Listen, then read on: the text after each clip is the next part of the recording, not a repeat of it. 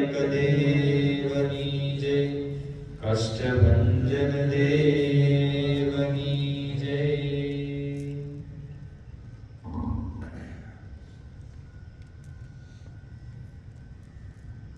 ઈષ્ટદેવ પરમ કૃપાળુ સર્વાંતર્યામી ભગવાન શ્રી હરિ નિજ મંદિરમાં બિરાજતા રાધા કૃષ્ણદેવ, સીતારામજી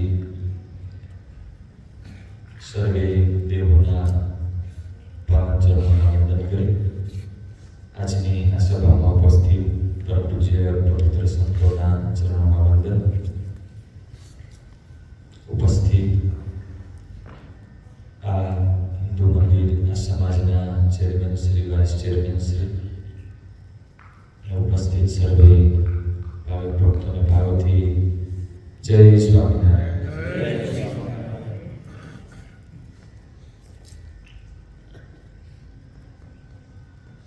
વ્યવહાર ધંધાની વ્યસ્તતા વચ્ચે આ બધા ભક્તજનો સમય કાઢીને સત્સંગ કરો છો ત્યારે ખરેખર સંતોના દિલ રાજી થાય. આજે અમે સવારથી બપોર સુધી પધરામણીમાં હતા.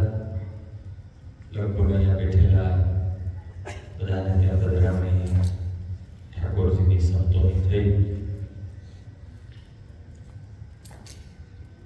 ગૃહસ્થાશ્રમ એ જવાબદારી વાળો આશ્રમ છે.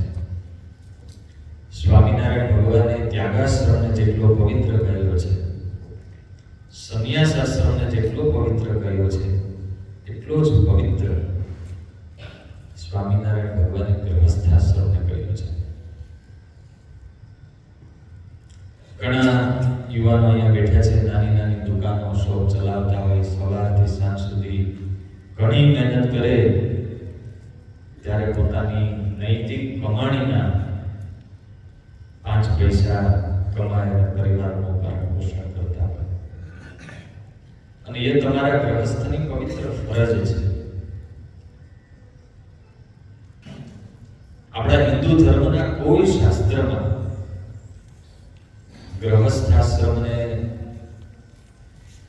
દૂષિત કહ્યો હોય કે નિમ્ન કહ્યો હોય કે ત્યાગાશ્રમ કરતા એનો સેકન્ડ નંબર છે એવું ક્યાંય નથી. કારણ કે એ પણ એટલો જ પવિત્ર છે, પણ એ પ્રમાણે આપણને જીવન જીવતા આવડે તો. ભારત વર્ષના મોટા ભાગના ઋષિઓ તમે યાદ કરો, વ્યાસ મહારાજ ગૃહસ્થ, શાંડિલ્ય ઋષિ ગૃહસ્થ, આત્રેય ઋષિ ગૃહસ્થ, અત્રિ મહર્ષિ ગૃહસ્થ, વિશ્વામિત્ર ગૃહસ્થ, વશિષ્ઠ ગૃહસ્થ, બધા ઋષિ હતા. ગૃહસ્થ હતા તો ઋષિ કહેવાય. તમને કોઈ ઋષિ કહે છે?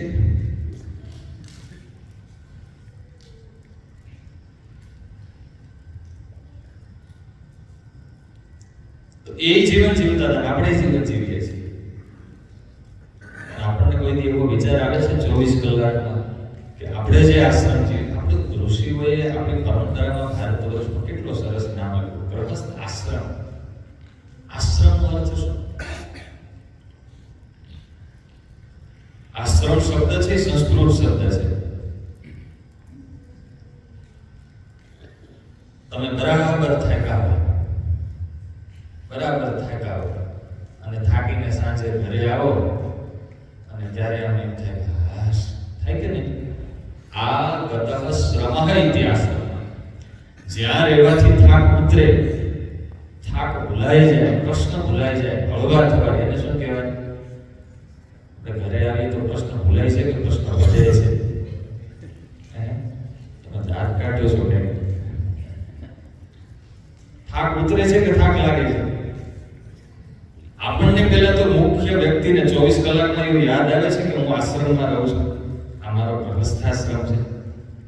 આમ તો 2 જણા વાતો કરતા હતા કે જુવાનને પૂછ્યું કે પચવામાં સૌથી ભારે ખોરાક કયો હોય? તો કે ગોળ થાળા. કેમ? તો કે 25 વર્ષ પહેલા ખાધા હતા, હજી પૈસા નથી. ખાતા હતા ને, હોંશે હોંશે ઘોડા ઉપર ચડીને ખાવા ગયા હતા.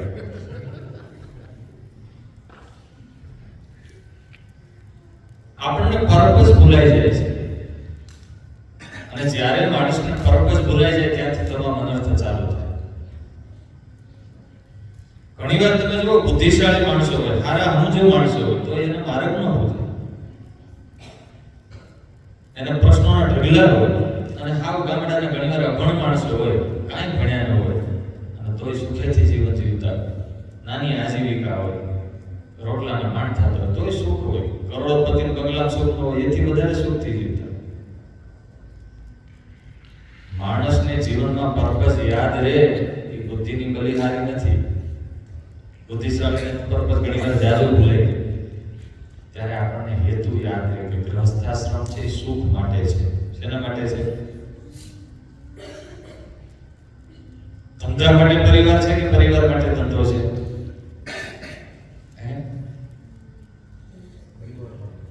પરિવાર માટે ધંધો છે. આપણને યાદ છે પૈસા માટે પરિવાર છે કે પરિવાર માટે પૈસા છે? વ્યક્તિ માટે વસ્તુ છે કે વસ્તુ માટે વ્યક્તિ છે? મોબાઈલ માટે જીવન છે કે જીવન માટે મોબાઈલ છે? નથી લાગતું ઘણી જગ્યા પર ભૂલાઈ જાય છે. પર્પસ યાદ રહે દરેક ચીજનો, દરેક કાર્યનો, દરેક વસ્તુનો. જ્યારે માણસને પર્પસ યાદ રહે ને ત્યારે જીવન હેલું થઈ જાય. જ્યારે પર્પસ ભૂલાઈ જાય ત્યારે બધા અનર્થ ચાલુ થાય. આ સમાજનો પર્પસ શું છે? મંદિરનો આપણે બધા ભેગા મળીને એકજૂટ રહીએ, એકતાથી રહીએ અને ભેગા મળીને સત્સંગ કરીએ. પણ જેથી આપણે પર્પસ ભૂલાઈ જાય તેથી પ્રશ્નો વધશે, પ્રશ્નો ચાલુ થશે. પર્પસ ઉપર ફોકસ રહેવું દરેક વ્યક્તિ. આ સૃષ્ટિમાં ભગવાન, એને ભગવાન એટલા માટે આપણે કહીએ છીએ, અને ભગવાન એટલા માટે આવે છે કે આપણને જીવનના દરેક પાસાનો પર્પસ શીખવવા માટે આવે છે. ભગવાન કૃષ્ણના જીવનમાં આમ તો ભાગવતમાં કથા આવે છે ભગવાનને 16,108 પ્રાણીઓ હતા. નારદજીને થયું કે આ ગ્રહસ્થની એક હોય છે તોય થાકી જાય છે, તો ભગવાન શું કરતા હશે? એટલે નારદજી સ્પેશિયલ ભગવાનની પરીક્ષા કરવા દ્વારિકામાં ગયા. 16,108 અને જોયું તો ભગવાન સુખેથી બધાને રાજી રાખતા હતા, બધાને સાચવતા હતા. એટલે કે પર્પસ નામે ફોકસ. આ સૃષ્ટિમાં ભગવાન આવે છે પર્પસ શીખવવા માટે આવે છે. પદાર્થને પ્રાધાન્ય નથી આપતા, કે પ્રેમને પ્રાધાન્ય આપે છે. ગઈકાલે થોડી આપણે સત્સંગની વાતો કરી. અમારા ઘણા ભક્તો એનું એવું થોડું સજેશન હતું કે ગઢપુરના પ્રસંગો.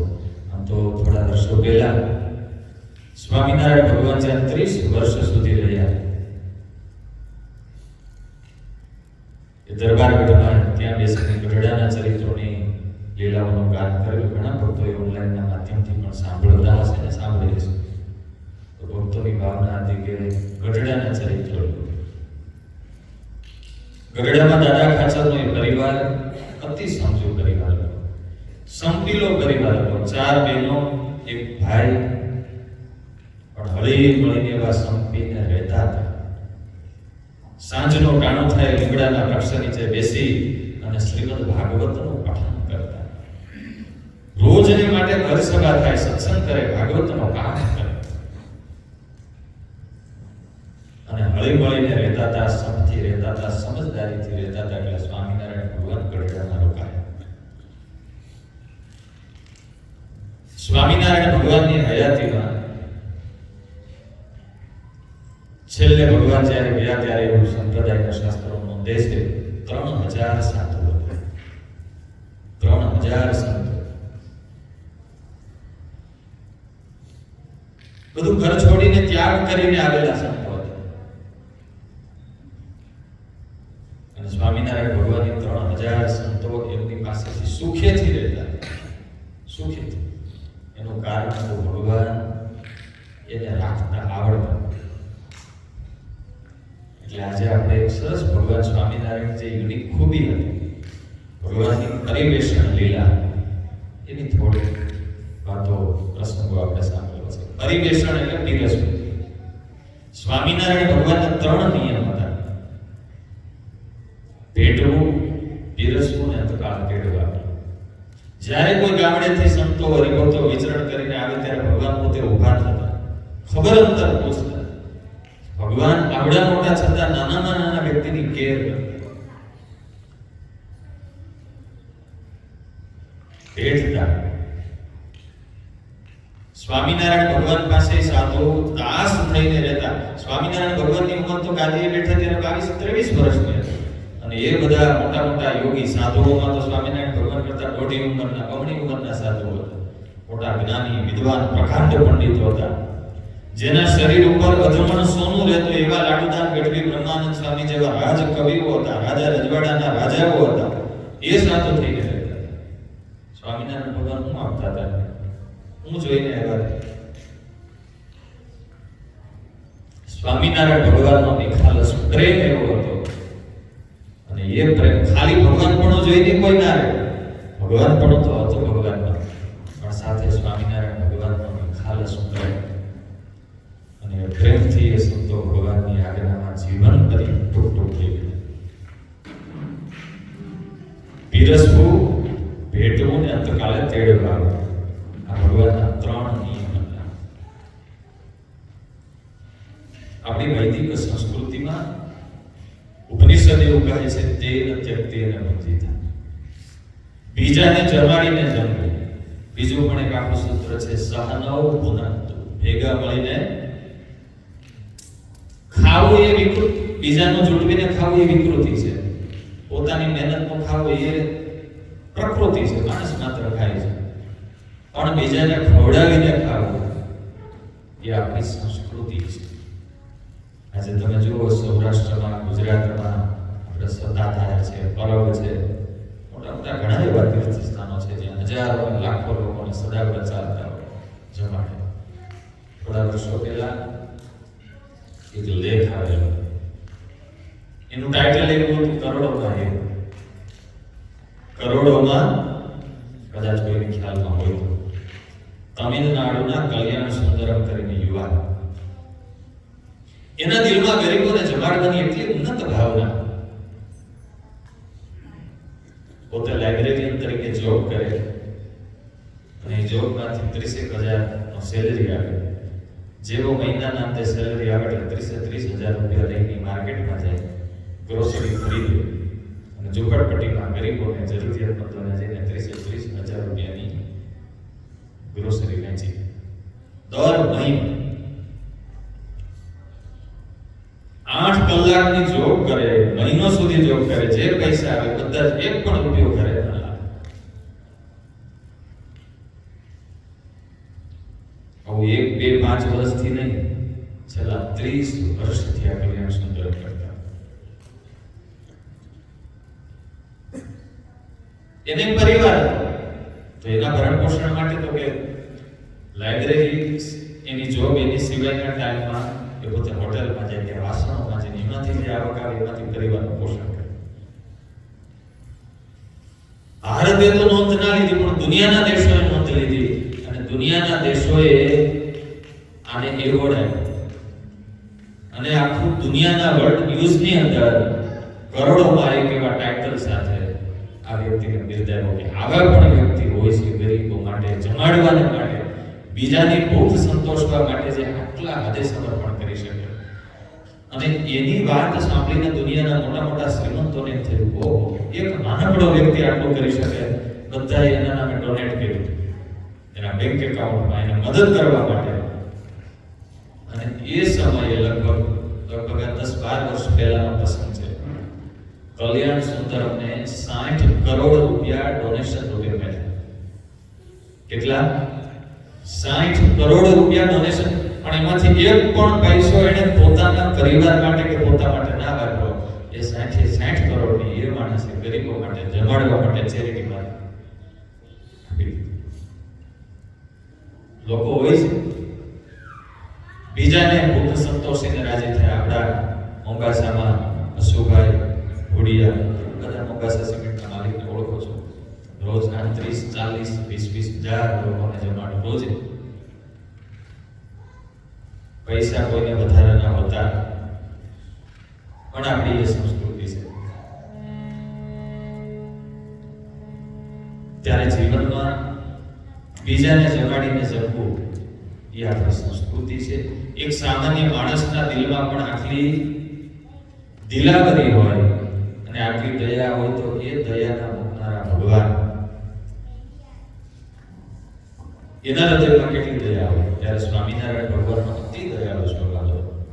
સ્વામિનારાયણ ભગવાન વર્ણિક વિશે જ્યારે સારા એ ભારત વર્ષના તીર્થોમાં 12,500 કિલોમીટરની યાત્રા કરે, જ્યાં જતા ત્યાં કંઈક કોઈ સીધું સામાન આપે, કોઈ ભેટ સોગાદ આપે, કંઈ જમવાની વાનગી આપે, ભગવાન કંઈક ફળતું લેખ આપે, કોળિયા લઈ લે, બાકી બધું વિતરણ કરી દે. લોજમાં આવ્યા તો ભગવાન પોતે ભગવાન હતા છતાં ભિક્ષાની જોડે લઈને રામાનંદ સ્વામી સદાવ્રતો ચલાવ્યા. સ્વામિનારાયણ ભગવાન પણ ગામડે ગામડે સદાવ્રતો ચલાવતા. માધો કરી ઘર ઘર જાવે, ઘર ઘર જઈય લેખ જગાવે. સ્વામિનારાયણ ભગવાન 18-20 વર્ષની ઉંમરે નીલકંઠ સ્વરૂપે ઘરે ઘરે જઈ ભિક્ષા માગે. પોતે આખો દિવસમાં એકવાર લોટનો ગોળો એક ટાઈમ જમતા અને ભિક્ષા માગીને લાવે, એમાંથી રોટલા પોતે ઘડે અને સદાવ્રતમાં ગરીબો આવે ને જમાડે. ભગવાન ક્યારેક મેળામાં જતા તો 100 મણ સુખડી ખવડાવતા. પંચાળામાં ગયા, હરિભક્તો સંતો બધા ખૂબ ભેગા થયેલા. પંચાળાના દરબાર સીનાભાઈ મહારાજ કે આપણા જંગલના ગરીબોને જમાડવા છે. મહારાજ કે હારામાં હારું જમાડવું છે. મહારાજ એને હારામાં હારું જમાડવું ને તો હેલણ જમાડો. હેલણ સેલણમાં ખબર પડે, ઢીલો ભાત કરે ને એમાં પછી ગોળ અને ઘી. ત્યારે મંગુડા લોકોને ગરીબોને ભગવાને જમાડ્યા, બળદોને જમાડ્યા. ઊંટિયા કચ્છમાં સ્વામિનારાયણ ભગવાન એકવાર ગયા, એક જગ્યાએ ઊંટિયાને કામ લેતા હતા. બિચારો એવો ટુકડો પાતળો, હવે ઓલાનો માલિક ખવડાવતો નહીં. કોઈ સ્વામિનારાયણ ભગવાન સાધુને પૂછ્યું, કોઈની જોડીમાં રોટલા છે? સાધુએ કીધું, મહારાજ સ્વામિનારાયણ ભગવાને જે ઊંટિયાને રોટલા ખવડાવ્યા. જીવ પ્રાણી માત્ર પ્રત્યે ભગવાન સ્વામિનારાયણ અતિ દયાળુ સ્વભાવ હતો. પણ એમાંય વિશેષ એમના સંતો જ્યારે જ્યારે આવતા ઉત્સવ સમયમાં, ત્યારે સ્વામિનારાયણ ભગવાનની એક ખાસ ખૂબી હતી કે જ્યારે જ્યારે સંતો એકત્ર થાય ત્યારે ભગવાન પોતે જાતે પીરસતા. પીરસવું એ કામ કોનું કહેવાય? પીરસવું એ કામ કોનું કહેવાય? બોલો ને, વેટર. વેટર કોનું કહેવાય?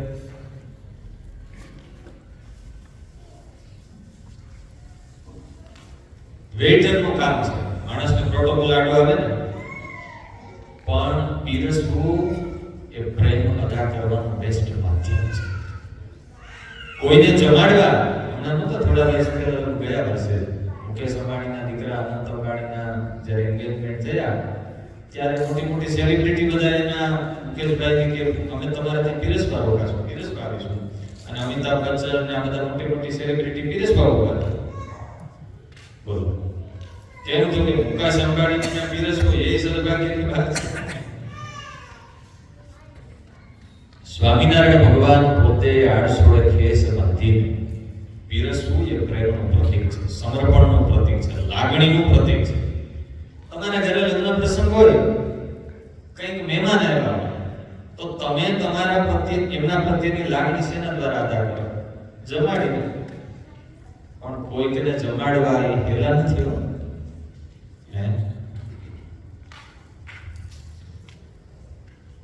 હેલું છે. આમ તમે યાદ કરો તો, તમારા જીવનમાં યાદ કરો તો, તમે ભેગા જમવા બેઠા હોય ત્યારે તમે કેટલી વાર કોકને પીરસ્યું? પેલા આપણે આપણી થાળીની ચિંતા કરીએ, બીજાની થાળીની ચિંતા કરીએ. આના આમ કેમ ગયો તો?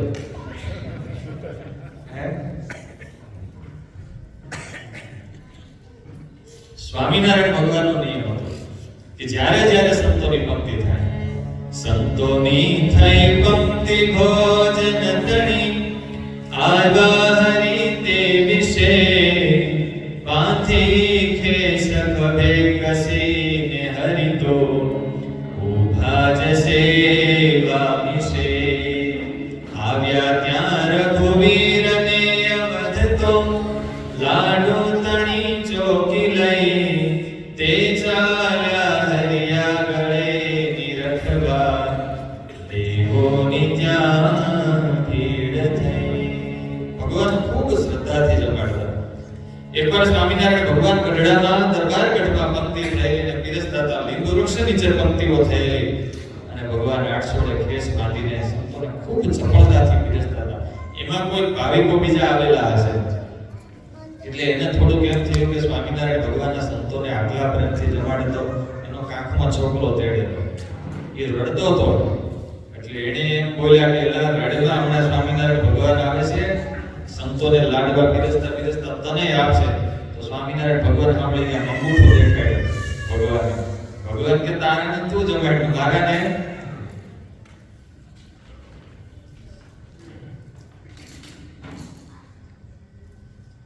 સ્વામિનારાયણ ભગવાનના સંત હતા સચ્ચિદાનંદ સ્વામી અને એમના શિષ્ય હતા સિદ્ધાનંદ સ્વામી.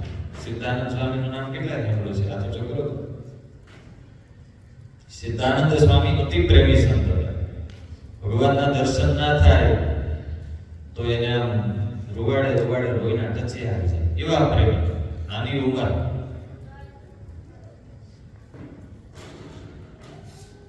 એ જ્યારે હજી સાધક અવસ્થામાં હતા સ્વામિનારાયણ ભગવાને સચ્ચિદાનંદ સ્વામીને કહ્યું કે વડતાલથી પત્ર આવ્યો છે ગાડું ચલાવે એવા કુશળ કોઈ સેવકની જરૂર છે. કોઈ છે? એટલે સચ્ચિદાનંદ સ્વામી કીધું કે આ શંકા ભગતનું. સિદ્ધાનંદ સ્વામીનું પૂર્વાશ્રમનું નામ હતું શંકા ભગત. કે આ શંકા ભગત છે એ જાય એટલે ગુરુએ સચ્ચિદાનંદ સ્વામી પોતે આજ્ઞા કરી કે ભગત તમારે વડતાલ જવાનું છે. ભગવાનથી દૂર જવાની વાત આવે એટલે બિચારા રડવા માંડ્યા. ગુરુ આજ્ઞા થઈ એટલે જવા તૈયાર થયા પણ હાથ જોડીને વિનંતી કરી કે મને જલ્દીથી ભગવાનની પાસે બોલાવી લે. શંકા ભગત ગયા. થોડા મહિના ગયા એટલે વળિયાને ગઢડામાં પાર્ષદની જરૂર પડી બળદ ચલાવ્યા. એટલે સચ્ચિદાનંદ સ્વામીને ભગવાને પૂછ્યું તો ભગવાનને સ્વામીએ કીધું કે શંકા ભગત છે પણ એ તો વડતાલ મોકલ્યા છે. ભગવાન કે આપણે એને બોલાવી લઈએ. ભગવાનને પત્ર લખ્યો. એ પત્ર વડતાલ ગયો. આનંદાનંદ સ્વામી ત્યાંના મહંત. આનંદાનંદ સ્વામી ત્યાં કામકાજમાં દેખરેખ રાખતા. પત્ર આવ્યો એટલે આ શંકા ભગતને બોલાવીને ભગવાને આનંદાનંદ સ્વામી કહ્યું કે ગઢડાથી પત્ર આવ્યો છે ને તમને ભગવાન બોલાવે છે અને કહે કે દોડવું તું ને ભગવાન બોલાવે છે. આટલો સમાચાર ને પત્ર મળ્યો એટલે એકદમ આનંદિત થઈ ગયા.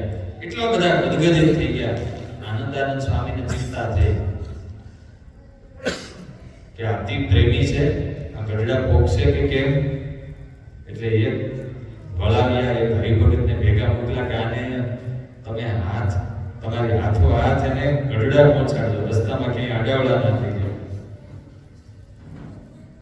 નીકળ્યા પણ શંકા ભગતને ભગવાનના દર્શનની એટલી આતુરતાને તાલાવેલી. દોડ્યા જાય મુઠ્ઠી વાળી. પેલા હારે ભગત કે અરે ભગત ઉભા રહ્યો ધીમા હાલો ધીમા. વચ્ચે ભગત એમ કે ભગત થોડા હવે રેસ્ટ લઈ લઈએ. તો કે હમણાં ગઢડા આવી જશે ક્યાં દૂર છે. મુઠ્ઠી વાળી હવે એને ઉતાવળ હતી ભગવાનના દર્શનની. ઓને તો હતી ને ભેગા આવ્યા હતા એટલે હારે વાળા ભગત હતા. એને કીધું કે શંકા ભગત થોડા ખાવ. હા ત્યાં કઈ તારી માં કે તારી માસી થોડી બેઠી છે કે ગોળ ઘી ખવડાવશે તને અને તારો થાક ઉતરશે. આટલી સ્પીડથી દોડો છો ત્યાં પગ પહોંચી જશે. આવું ભગતે શંકા ભગતને જરાક મેણું માર્યું. આ બાજુ જેવા શંકા ભગત દોડતા ગઢડા આવ્યા. અંતર્યામી સ્વામિનારાયણ ભગવાન જાણી ગયા.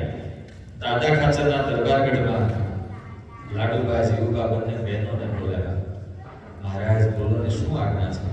મહારાજ કે કાઠિયાવાડથી ઓલું દેશી ઘી આવ્યું છે અને તાજો દેશી ગોળ આવ્યો છે.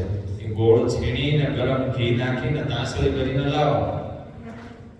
અને ભગવાનની તાંસળી મગાવી અને જેવા સંગા ભગત આવ્યા અને ભગવાનના દર્શન કર્યા તે તો હૃદયમાંથી આમ આંખમાંથી આંસુડા પડવા માંડ્યા, ભગવાનને દંડવત કરવા માંડ્યા. એટલા દંડવત કરતા હતા એટલે ભગવાન ઊભા થઈ ગયા. ભગવાન કે શ્રીજી મહારાજ કે ભગત દંડવત રાખો, દંડવત, તારી માં ક્યારની રાહ જોઈને અહીંયા બેઠી છે, હાલો તમને જમાડીએ. એમ કરીને સ્વામિનારાયણ ભગવાનને પાસે બેસાડી પોતાના હાથે ઘી ખવડાવ્યો અને જમાડ્યો.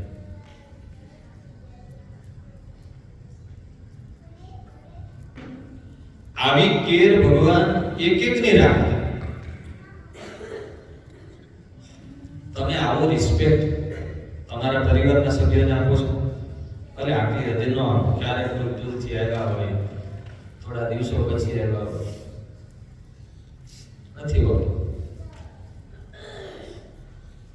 આપણને એ ખબર હોય કે મેં એને કેટલી વાર મદદ કરી, સાચું ખોટું?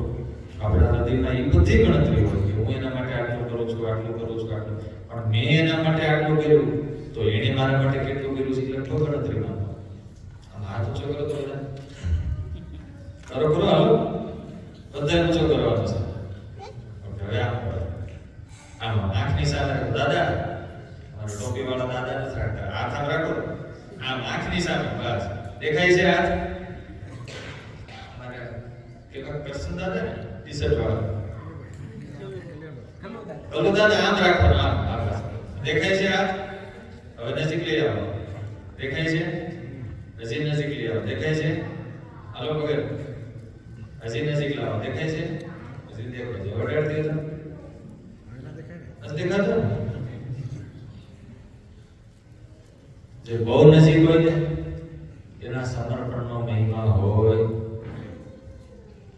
ન હોય. અને વ્યવસ્થાને કઈ પ્રસંગ હોય ને તો તમારા સગા સંબંધીમાંથી કોઈ પરિવારના મેમ્બર છે 10 દી 15 દી મહિનો તમને મદદ કરવા આવે ને, લગ્ન પ્રસંગમાં કાંઈક તમારે હોય તો મદદ કરવા આવે, તમારે ઘરે મહિનો 2 મહિના રોકાઈને મદદ કરે. એ જ્યારે જાય ત્યારે આપણે હૃદયથી એની નોંધ લઈએ. અને 2 જગ્યાએ આપણે કહીએ, 5 જગ્યાએ કહીએ, ઓહો અમારે પેલા અમારા ભગા, અમારા મિત્ર અમારા પ્રસંગમાં અમારો અડધો ભાર હળવો કરીને મહિનો રોકાઈને મદદ કરી. બોલો, કામ ધંધા મૂકીને મદદ કરી, એની નોંધ લઈએ કે નહીં? અને ઘરમાં 20 વર્ષથી 30 વર્ષથી ડેડિકેટ હોય આપણા માટે, એની ક્યારેય દિલથી નોંધ લઈએ છીએ? કેમ તો કે આપણને એમ છે એમ તો કરવાનું જ હોય ને, એમાં વિશે શું કરે છે? સમજાય છે? આપણને એવો અધિકાર ભાવ છે કે એને તો મારા માટે કરવાનું જ હોય ને. ભગવાનની અને મહાપુરુષોની ખૂબી એ છે, કોઈના ઉપર અધિકાર ભાવ જમાવતા નથી, એ કોઈના ઉપર માલિકી ભાવ જમાવતા નથી. એટલા માટે નાનામાં નાના વ્યક્તિના ડેડિકેશનને બિરદાવી શકે છે. સ્વામિનારાયણ ભગવાન દિલથી સંતોનો મહિમા સમજતા, સંતો જે ભગવાનનો મહિમા સમજતા, એ ભગવાન સ્વામિનારાયણ નાનામાં નાના વ્યક્તિનો ગૌરવ સમજતા, એનો મહિમા સમજતા. એના માટે ભગવાન પોતે ડેડિકેશન આપે.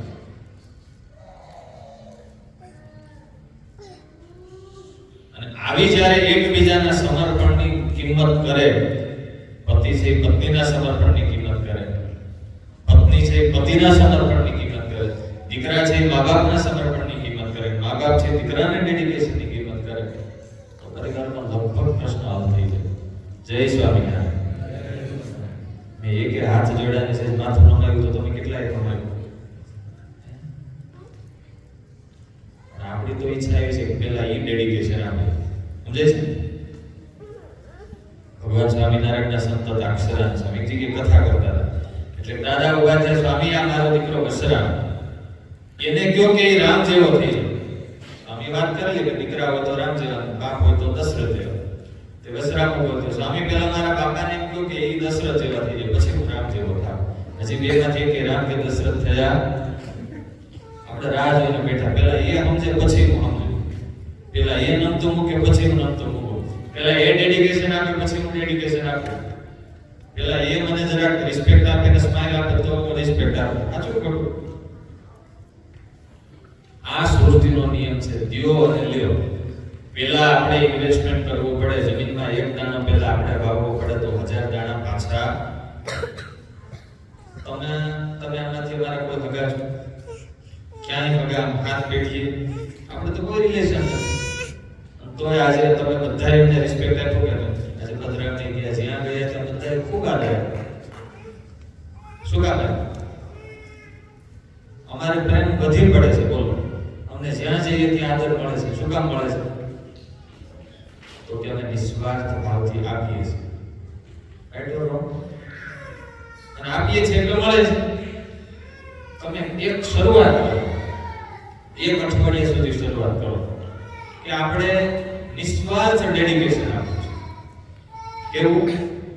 કેવું કોઈ અપેક્ષા વિના આપવું છે. અને અપેક્ષા વિના જ્યારે આવે ત્યારે માણસને મળવા મળે. રાતના ટાણે આવું છોકરું રોતું હતું, અત્યારે રોવે છે ને. હવે થયેલું એવું કે દિવસે એની મમ્મી પહેલા એને બોલતા શીખવાડતી હતી છોકરાને. હવે પહેલો કયો શબ્દ માં શીખવાડે? મોમ કે મમ્મી.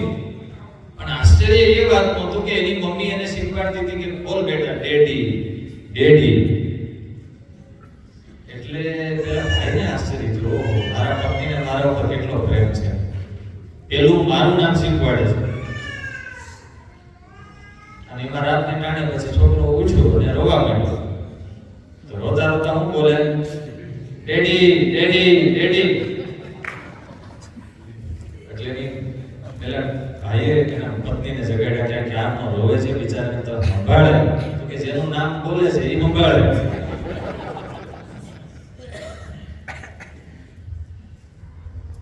એટલે આપણું ડેડિકેશન બધું આવું હોય છે.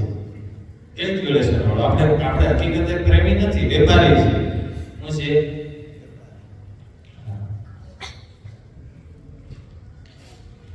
ડેડિકેશન આપી અપેક્ષા રાખે છે.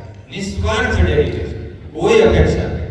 અને અપેક્ષા વિનાનું જ્યારે સમર્પણ ચાલુ થાય ત્યારે લાખો લોકોને સ્પર્શે. સ્વામિનારાયણ ભગવાનની પીરસવાની અદ્ભુત રીત હતી. ભગવાન પીરસીને સંતોને જગાડતા. પણ એમાં 7 ખૂબી હતી ભગવાનની. પહેલી, ભગવાન જ્યારે પીરસવા આવે ત્યારે આડસોડા ખેસ બાંધીને પીરસવા આવે. આપણે એક ચેષ્ટામાં ગાઈએ છીએ ને, ક્યારેક ઘોડે રે ચડવું હોય ત્યારે, ક્યારેક સંતને રે પીરસવા પધારે ત્યારે, ડાબે રે ખંભે ખેસને આણી ખેસને બાંધે રે, કેડ સંગાથે તાણી. ભગવાન આડસોડે ખેસ બાંધીને પીરસવા આવતા. શું કામ? તો કે પીરસવામાં ઝડપ થાય. જાજા સંતોને જમાડવા હોય. બીજું, કપડા બગડે. અતિ કરુણાથી ભગવાન જમાડતા. સ્વામિનારાયણ ભગવાનની બીજી એક ખૂબી હતી. શ્રદ્ધા ભક્તિ રે અતિ ઘણી પીરસતા. ભગવાન અતિ શ્રદ્ધાથી જમાડતા. કેટલી વાર પીરસતા? 500 સંતોની પંગત થાય અને ભગવાન કેટલી વાર પીરસતા? 5 વાર પીરસતા. 500 સંતોની પંગતમાં 500-700 સાધુ બેઠા. ડોલરીઓ જમવા ઉઠા, રંગરેલ માણીગર અવળ ભરોયલ બેલ. ડોલરીઓ જમવા ઉઠા, રંગરેલ જમાવાલો સંતને પીરસવાયા. મોતી ચોર થાળ ભરીને મંગાવ્યા. પંચવાર હર્યા સંતોને હરાવ્યા. ડોલરીઓ જમવા ઉઠા, રંગરેલ. હવે તમારી ખૂબી ક્યારે લખાય? સંતોએ ગ્રંથોમાં લખ્યું કે સ્વામિનારાયણ ભગવાન કેટલી વાર પીરસતા? હવે એકાદ વાર પીરસ્યું હોય તો મેં થોડા લખે. હે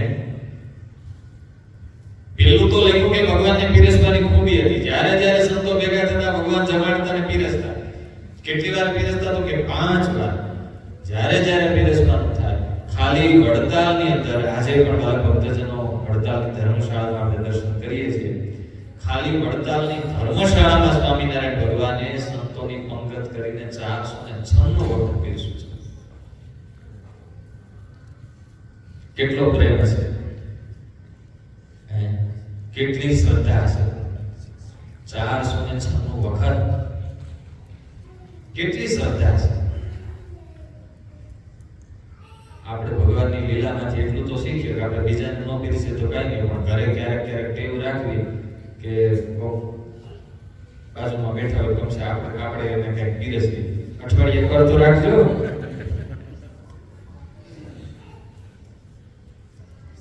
બીજી સ્વામિનારાયણ ભગવાનની ખૂબી હતી. આમ તો એકવાર ગઢડામાં અન્નકૂટનો ઉત્સવ આવતો હતો.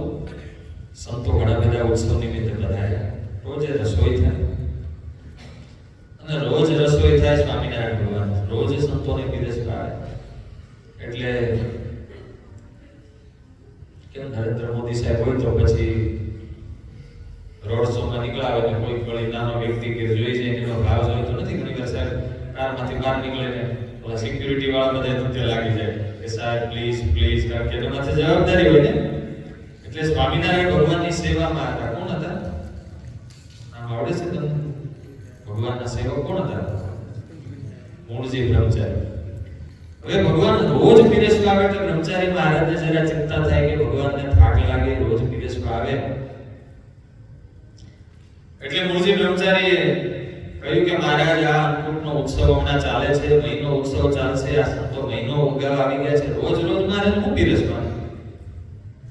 હવે નથી જવું, જરાક ભગવાનને બેઠા સેવકને છૂટી હોય ને. મહારાજ કે પણ સંતોને જમાડીએ ને, સંતો રાજી થાય. મહારાજ આપણે એમ કરીએ કે જે વાનગીના વાસણ હોય ને તમારી પાસે હું લાવીને રાખી દઈશ, તમે હાથ અડાડી દેજો એટલે પ્રસાદી ના થઈ જાય. પછી હું કહી દઈશ પંગતમાં, એ જો મહારાજે હાથનો સ્પર્શ કરી દીધો માટે પ્રસાદીના છે, જમી. એટલે ભગવાન કે પણ આપણને સંતોના દર્શન ન થાય, આપણને સંતોને મળાય નહીં ને. પીરસવા જઈએ તો એ બાને મળાય. આપણને એવું થાય છે, આપણે તો હાંજ કારણે ઘરે આવી તો મોબાઈલ લઈને બેસી જાય. હવે ઓલા રાહ જોતા હોય ઘરે કે થોડોક અમારા માટે ટાઈમ સ્પેન્ડ કરે, અને આપણે ક્યાંક ઓસ્ટ્રેલિયા કે લંડન કોકની હારે ચેટિંગ કરતા હોય. એટલે મૂળજી બ્રહ્મચારીએ જરાક પ્રેમથી મહારાજને વઢ્યા કે મહારાજ તમારે મળવું હોય ને તો બધા સાધુને કહી દઈશ, તમે જ્યારે કોટવા જાઓ ને ત્યારે બધા આવીને તમારી સામે બેસી જશે. પણ મહારાજ તો પણ પીરસવા પધાર્યા. બીજી એક સ્વામિનારાયણ ભગવાનની ખૂબી હતી કે ભગવાન જ્યારે સંતોને પીરસવા પધારતા ત્યારે પીરસે લાડુ રે જલેબી ઘનશ્યામ જનસ જમ્યાની રે લઈ લઈ તેના. ભગવાન પંગતમાં નીકળે પીરસવા તો વાનગીના નામ લ્યો જલેબી, આરો જલેબી, હલો જલેબી, કાં તો લાડુ, વાનગીના નામ લઈને. શું કામે? તો કે પીરસનારા જમવામાં મશગુલ હોય કે જમતા હોય તો ખબર પડે કે આ વાનગી આવી છે. બીજું વાનગીના વખાણ કરતા જાય. સ્વામિનારાયણ ભગવાન પીરસતા તો ટેવ હતી કે આ જલેબી બહુ સારી છે, આ લાડુ બહુ સરસ છે, ખોટા વખાણ ને હાજર. આ તો કે આ દાળ છે સરસ ગરમ અને પાતળી ને સારી બનાવી છે, લ્યો. પરાણે પીરસતા હોય તો વાનગીના નામ લઈને પીરસે. તમને અનુભવ છે, બોલો ને. અને આમ વખાણ કરીને પીરસે.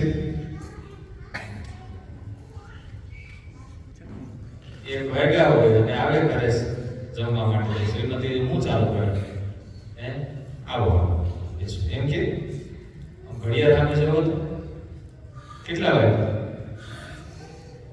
તમારે તો ઠીક, પછી અમારે કઈ કામકાજ હોય કે ના હોય, મન ફાવે ત્યારે આવું ચાલુ કરે તો એ હાથ હારી મીઠી વાનગી હોય તો એ સ્વાદ આવે. રાત કેમ કાઢો છો? સ્વામિનારાયણ ભગવાનની ખૂબી પીરસવાની એ હતી કે મીઠી વાનગી હોય અને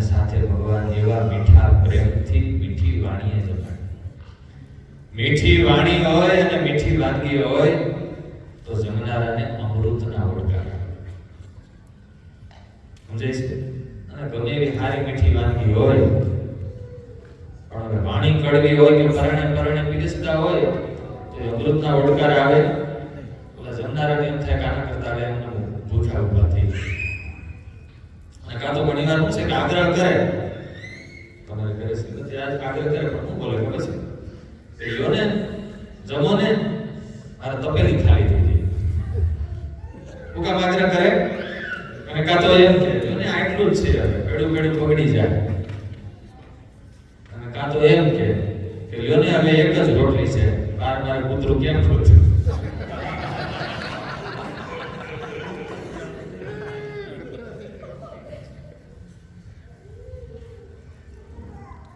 સ્વામિનારાયણ ભગવાનની રીતિ એવી હતી, પીરસતા એને ચીલા ચાલુ રૂટીન એક્ટિવિટી નો માનતા, એને પ્રેમ અદા કરવાનું બેસ્ટ માધ્યમ માનતા. ભગવાન આગ્રહ કરીને પીરસતા, મીઠી વાણીએ પીરસતા, વાનગીના વખાણ કરતા પીરસતા, અતિ ચપળતાથી પીરસતા. અને એમાં સ્વામિનારાયણ ભગવાનની ખૂબી એ હતી, સંતોએ ગ્રંથોમાં લખ્યું છે કે પીરસનારાનું ટીમનું સિલેક્શન ભગવાન પોતે કરતા. ઘણા પીરસવા વાળા હોય પણ મૂળ વિના પીરસે તો ભગવાન એની ટીમમાંથી કાઢી નાખતા. ભગવાન પીરસવા માટે 10-15 સંતોની ટીમ હારે રાખતા, પોતે મુખ્ય વાનગી લે પછી સાથે સંતો હોય. આધારાનંદ સ્વામી લખે કે ગઢડામાં મહારાજ પીરસવા એકવાર વધારે. પણ મહારાજનું સ્વામિનારાયણ ભગવાનની ટેવ કેવી હતી? કોઈ પીરસે તેથી શ્રી હરિનું મન માનતું નહીં. કારણ કે જનની જે ભિન્ન રુચિ તેને શ્રી હરિ જાણતા. કેટલા પીરસનારા તો લ્યોનો બકોર બહુ કરે પણ લગારે આપે નહીં, અને માગે તો સાંભળે નહીં, અને બે વાર માગે તો પીરસે ખરા પણ ખીજાઈને પીરસે. હવે કેટલીક વાર માંગવાનું હોય, અને કાં તો આપે તો ખૂબ આપી દે અને ન આપે તો કશું જ ના આપે. કાં તો ધીરે ધીરે પંક્તિમાં કરે, પીરસવામાં પંક્તિ ભેદ કરે, મમત્વથી રહિત થઈને પીરસે. એવો સ્વભાવ જેનો દેખામાં આવે તેના હાથમાંથી શ્રી હરિ વાનગી ખેંચી લેતા અને ફરી તેને પીરસવા દેતા નહીં. પીરસવામાં જેની નિર્દોષમતિ હોય, ભેદબુદ્ધિ હોય નહીં, ઓછું અધિક જોઈએ તેટલું આપે ને પાછળથી માગે તો ફજેત કરી નહીં, એવાની પાસે ભગવાન પીરસાવતા. અને એવી રીતે પીરસે તો ભગવાનને સંતોષ થતો. ત્યારે સ્વામિનારાયણ ભગવાનની આ રીતિ હતી. અને એટલા માટે એ સંતો સ્વામિનારાયણ ભગવાનની પાસે ડેડિકેટ થઈને લાઈફ ટાઈમ સંતો રહ્યા. વાલા ભક્તજનો, ભગવાનના જીવન પ્રસંગોમાંથી, ચરિત્રોમાંથી આપણે આવું શીખીએ. નિસ્વાર્થ અને નિર્દોષ પ્રેમ કરતા શીખીએ, નિસ્વાર્થ સમર્પણ આપતા શીખીએ. અને નિસ્વાર્થ સમર્પણ છે એ પારિવારિક તમામ પ્રશ્નોનું સોલ્યુશન છે. ઘણીવાર આપણને સમર્પણ દેખાતું હોય પણ એ સમર્પણની ગણના એટલા માટે ન થતું હોય કે આપણને કંઈક ને કંઈક અપેક્ષા હોય. પ્રેમ કહેવાય એને જેવા હોય એવો સ્વીકાર કરે, જેવા હોય એવો સ્વીકાર કરે. તમને હું પૂછું કે તમારા દીકરા કેમ છે? તમારા દીકરા કેમ છે? આમ તો સારા છે, પણ તમારા મા બાપ કેમ છે? કે આમ તો સારા છે, આમ બધું સારું છે, બધું પણ એટલો પ્રશ્ન છે. પત્ની કેમ છે? કે આમ તો સારા છે, પણ પતિ કેમ છે? પાડોશી કેમ છે? તમારા એના સભ્યો કેમ છે? માણસના મનનો જે આ પટ એપ્રોચ છે ને એ બહુ ખતરનાક છે. જિંદગી ભર જે વ્યક્તિ મળી હોય એનું મૂલ્ય સમજવા નથી દેતું. જવાહરલાલ નહેરુએ એમની આત્મકથામાં એક પ્રસંગ રડતા લખ્યો છે. એમણે લખ્યું, મારી પત્નીનું નામ કમલા, મૂળ એ ખૂબ સુશીલ, સંસ્કારી, ઘરકામ કરી, રસોઈ કરી, બરાબર કુશળતાથી મને જમાડતી, મારું ખૂબ ધ્યાન રાખતી, મારી ખૂબ સેવા કરતી. પણ એ જેટલી સારી હતી એટલી સારી મને જિંદગીભર લાગી જ્યારે એનું મૃત્યુ થયું પછી મને સારી લાગી. કેમ? તો કે હું એવું માનતો કે હું ભણેલ ગણેલ છું ને એ અભણ, એટલે મને એમ થતું કે એ આમ હારી છે પણ અભણ છે, અને અને અભણ છે એવો એક પૂર્વગ્રહ મારા માઇન્ડમાં એના પ્રત્યે બંધાઈ ગયો, એટલે જિંદગીભર અમારી વચ્ચે જે ટ્યુનિંગ થવું જોઈએ, જે એક મેચિંગ થવું જોઈએ, જે સ્વીકાર થવો જોઈએ, એકબીજા પ્રત્યેનો જે વિશ્વાસ, નિસ્વાર્થ લાગણી બંધાવી જોઈએ, એવી મંત્રાણી ભેગા રહે છે. આપણી જિંદગીમાં આવું ના થાય. વ્યક્તિ મળે ત્યારે મૂલ્ય હોતું નથી ને જાય ત્યારે મૂલ્ય સમજાય. મળે ત્યારે સમજાય ને સમજાય તે જતી રહે. એટલે સમજણ અને પ્રાપ્તિ બંને ભેગી થઈ જાય ને એ ભાગ્યશાળી. સ્વામિનારાયણ ભગવાન દરેકને સ્વીકારતા, જોગન વડતાલા જેવા લૂંટારાને પણ સ્વીકાર્યો, અને એટલા માટે એ ભગવાન કહેવાય છે. વાલા ભક્તજન ત્યારે ભગવાનના જીવનમાંથી આ શીખી. સ્વામિનારાયણ ભગવાન 30 વર્ષ જે દાદા ખાચરના દરબારમાં રહ્યા, ભગવાને જેટલું દાદા ખાચરના પરિવારની કાળજી કરી, દાદા ખાચરના વ્યવહાર ધંધાની કાળજી સ્વયં ભગવાન કરતા, તો દાદા ખાચરના પરિવારે પણ ભગવાનની એટલી જ કાળજી કરી. કેટલું ભગવાન માટેનું ડેડિકેશન કેટલું. હવે રોજ 100, 150, 200, 300, 400, 500 સાધુ હરિભક્તો આવે, બધાને જગાડવાના. એની ગાડીઓ આવે તો એનું પેટ્રોલ પણ એમને પૂરવાનું. જૂના જમાનામાં ગાડીઓ શું હતી? ઘોડા. નિરણ કોણે નાખવાનું? એ દાદા ખાચરના પરિવાર. આખા સ્વામિનારાયણ સંપ્રદાયના ગ્રંથોમાં, ઇતિહાસમાં તમે સર્વે કરો, એક પણ પ્રસંગ એવો નહીં મળે કે દાદા ખાચરને ક્યારે એમ થયું હોય કે હવે આટલો બધાને સાચવવાનું. રોજનો ઘસારો.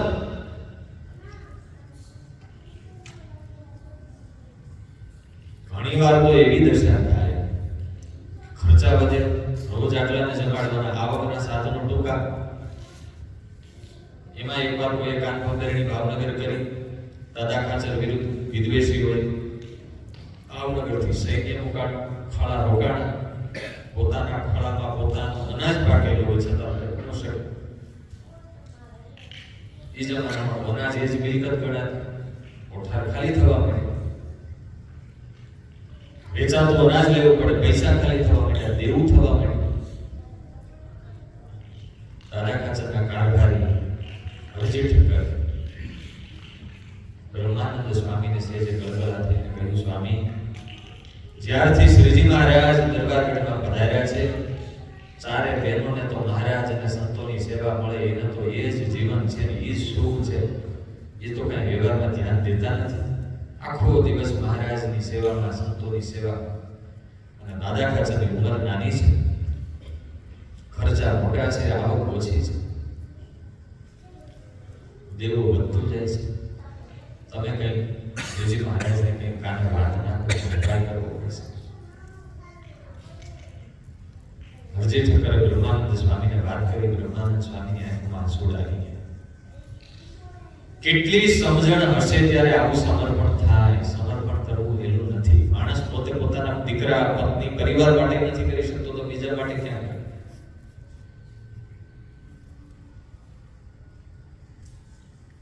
એમાં એકવાર શ્રીજી મહારાજ અક્ષરવડીમાં બિરાજે, ભગવાનનો થાળ જમવાનો ટાઈમ થયો. બ્રહ્માનંદ સ્વામી બાજુમાં બેઠા. મહારાજે જરા કાને વાત નાખી કે પ્રભુ જરા હમણાં ચિંતા જેવું છે, વ્યવહારિક દાદા ખાચરને તકલીફ છે. ત્યાં આ બાજુ ઓગમણા બારના ઓરડામાં રસોઈ, મહારાજના થાળ તૈયાર થયા એટલે લાડુભાઈ આવી ઓરડાના ખૂણે અને સાદ પાડ્યો, બ્રહ્મચારી મહારાજ, એ મહારાજના થાળ થયા છે, થાળ લઈ જાઓ. બ્રહ્મચારી મહારાજ થાળ લેવા આવ્યા. થાળ લઈને ભગવાન આગળ મૂકો. થાળ ઢાંકેલો, થાળ ખોલ્યો ને ભગવાને કહ્યું, બ્રહ્માનંદ સ્વામી, આ થાળમાં દ્રષ્ટિ કરો. તમે કહો છો કે દાદા ખાચરને વ્યવહારે તકલીફ છે. આ થાળ જોતા તો લાગતું નથી તકલીફ છે. આટલી બધી વાનગી બનાવી છે. એટલે મૂળજી બ્રહ્મચારી બોલ્યા કે પ્રભુ, આજના દિવસે દરબારગઢમાં 500 સંતો અને ભક્તો છે. 500 વ્યક્તિ માટે આવી જ રસોઈ બની છે, બધાને. શ્રીજી મહારાજની આંખમાં જળજળી આવી. સ્વામિનારાયણ ભગવાન કે આ પરિવારની કઈ સમજણ હશે કે આટલું સમર્પણ કરે? કયું હૃદય કામ કરતું હશે? લાડુબાજી રૂપા બહાર ઉભેલા, એમણે હાથ જોડીને કહ્યું, પ્રભુ, અમારે જરાય દુઃખ નથી. વ્યવહારે તકલીફ તકલીફ છે એને અમે તકલીફ માનતા જ નથી. તમારી સેવા થાય, સંતો ભક્તોની સેવા થાય, એ જ અમારા માટે સુખ છે. મારા ભક્તજનો આ સમર્પણ ભાવના હતી એટલે ભગવાન એમને ત્યાં પોકારતા. ત્યારે દાદા ખચરનો પરિવાર એ ગ્રહસ્થ માટે આદર્શ પરિવાર છે. મારા વિનોદભાઈ બેઠા છે, ખરેખર એને ધન્યવાદ દેવા પડે. આટલા સંતોને કોઈ પણ સાધુ આવે એમને ત્યાં ઉતારા કરે, 2-2, 3-3 દિવસ ગ્રહસ્થને એકાદ વાર વર્ષે આવે તો સાધુ સેટલમેન્ટ થાય. પણ હવે બધાની મહિલાઓ હોય તો એને 2-3 દિવસ સુધી બીજે જતું રહેવું પડે કે અથવા તો અંદર રોકાઈને રહેવું પડે. અને છતાં એ મહિમાથી ત્યારે એમના પરિવારને પણ તાલીમનો નામ સાધુને હાચવવા હેલા નથી હો. અમારા પાસે ધર્મ નિયમ ને બધી મર્યાદાઓ અને એને જાળવીને ખૂબ મહિમાથી ત્યારે આવા પરિવારો આજે પણ આપણા સત્સંગમાં છે. ત્યારે આટલી વાતો ભગવાનના જીવન કવરમાંથી ગઢડાના અનુસંધાન કરી છે. વિશેષ ગઢડાના ચરિત્રોમાં ખાસ બધા ભક્તો ગ્રહસ્થ ભક્તો માટે દાદા ખાચરનો પરિવાર એ રોલ મોડેલ છે. અમારા માટે જે મુક્તાનંદ સ્વામી, ગોપાળાનંદ સ્વામી, સુખદેવજી મહારાજ, જડભરતજી, નારદજી એ જે રોલ મોડેલ કહેવાય, તમારા ગ્રહસ્થ માટે દાદા ખાચરનો પરિવાર છે રોલ મોડેલ કહેવાય. ત્યારે એના પરિવારની કથા ગઢપુર લીલા યુટ્યુબ ઉપર આખી છે, એકવાર જરૂર સાંભળજો, ખૂબ બળ મળશે. ત્યારે આટલી વાતો સાથે અત્યારે પૂજ્ય શ્રુતિ પ્રકાશદાસજી સ્વામીને વિનંતી કરીએ. સ્વામી આપણને